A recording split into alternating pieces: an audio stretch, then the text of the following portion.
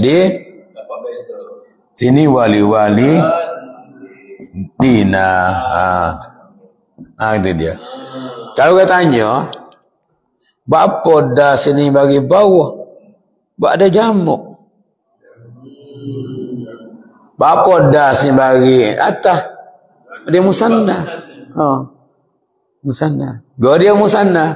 Dua. Gua dia jamuk. Lebih daripada 3. Itu dia.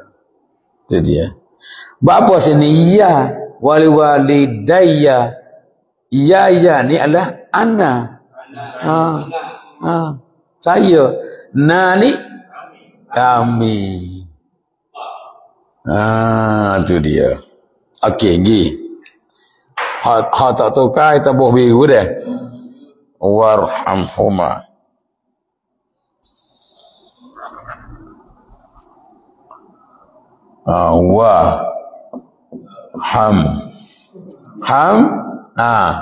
Nak tukar tu. Tukar kau dia.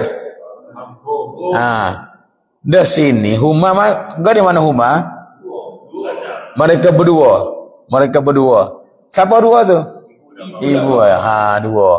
Sini berapa orang ibu ni? Berapa orang bapa? Ramai. Kena tukar kepada itu dia. Itu dia. Warhamhum. Itu pergi dulu. Kama Rabba ya ni alih ada alih sebab dia musanna. Dua orang. Alih ni buat dua orang. Mana dua orang. Kalau ramai nak tukar. Nak tukar. Jadi gini. Rabbaya ni maksudnya mereka berdua didik. Kalau ramai mereka semua didik, jadi gini.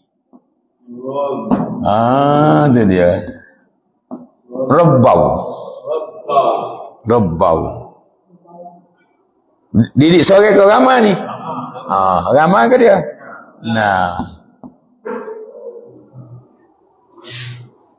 Atau ramai masa kecil tu seorang ke ramai? Maka ramai tu kepada sigoro.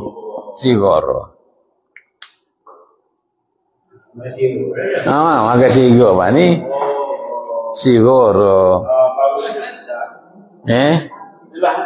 Jelas dah.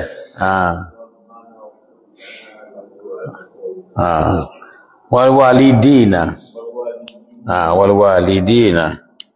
Sini ni.